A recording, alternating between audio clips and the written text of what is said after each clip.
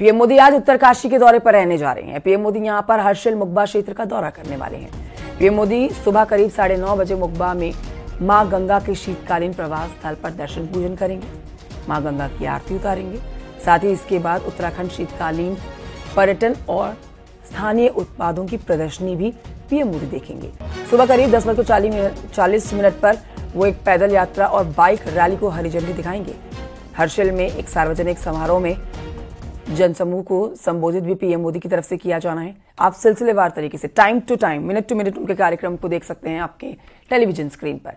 इस बीच आपको यह भी बता देते हैं कि सीएम धामी ने उम्मीद जताई है कि पीएम मोदी के इस दौरे से उत्तराखंड में पर्यटन और संस्कृति को एक नया आयाम मिलेगा।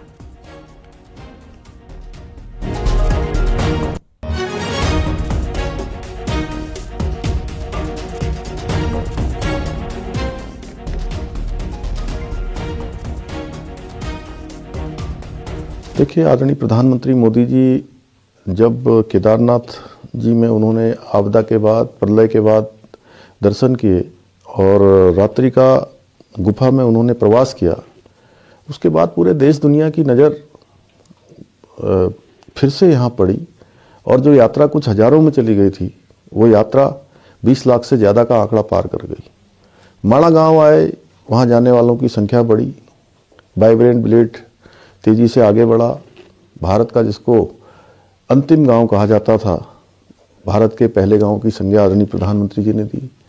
आदरणीय प्रधानमंत्री जी आदि कैलाश गए, ऊंची चोटी पर, और वहां पूरे देश दुनिया से आने वाले श्रद्धालुओं का, तीर्थयात्रियों का, पर्यटकों का तांता लग गया। जागेश्वर धाम गए, वहां पर भी आने वालों की संख्या बढ़ गई। अब आदरणीय प्रधानमंत्री जी माँ गंगा के मायके मुखवा हर्षिल में आ रहे हैं। निश्चित रूप से उनके आने के बाद इकोनॉमी को बहुत बड़ा बूस्ट मिलेगा और हमने जो शीतकालीन यात्रा प्रारंभ की है उसको बहुत प्रोत्साहन मिलेगा। तो पीएम मोदी की मुकबा यात्रा का मकसद शीतकालीन यात्रा को बढ़ावा देना है ताकि सालों भर यात्री उत्तराखंड आते रहें। 25 साल में पहली बार है जब शीतकालीन यात्रा को प्रमोट करने का काम खुद पीएम मोदी और सीएम धामी कर रहे हैं।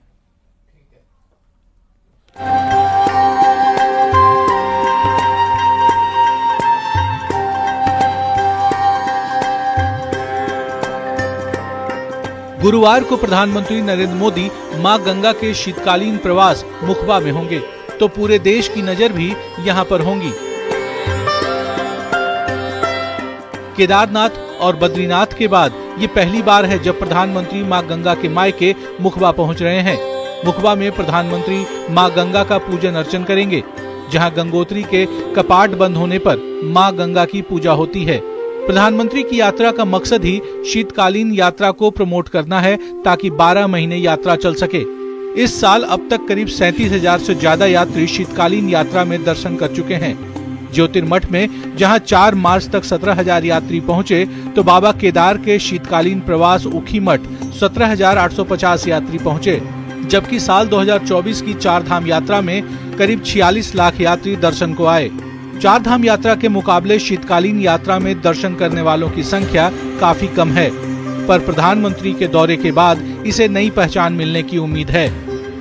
चारों तरफ से फूलों से सजाया जा रहा है। माँ गंगा का मंदिर रंग रोगन हो चुका है और बहुत बड़ी बात है, माँ गंगा को उन्होंने कहा था कि मैं बनारस में माँ गंगा के ने उनको बुलाया है, तो निश्चित तौर पे मानिए माँ गंगा की जो गोद है, माँ गंगा का शीतकालीन प्रवास, वहाँ पर वो पधार रहे हैं। हम लोग बहुत सौभाग्यशाली हैं। मुझे बताते हुए खुशी हो रही कि लगभग 35,000 से अधिक जो श्रद्धालुओं ने दर्शन किए हैं और तीनों जो हमारे स्थल हैं जहां पर हमारी गद्दी बैठती है, जैसे हमारे पांडुकिष्ट में कुबेर जी और उद्धव जी, और जोशीमठ में ज्योतिर्मठ में हमारे नरसिंह भगवान और शंकराचार्य की गद्दी, और ओंकारेश्वर में हमारे मधमेश्वर और बाबा केदार की गद्दी। तो यहाँ पर लगातार जब से शीतकालीन यात्रा का जो शुभारंभ माननीय मुख्यमंत्री जी द्वारा किया गया, तब से लगातार इसमें श्रद्धालुओं की संख्या बढ़ती जा रही है और न केवल हमारे धामों में, दोनों धामों में, बल्कि चारों धामों में इसकी संख्या में उत्तरोत्तर वृद्धि हो रही है।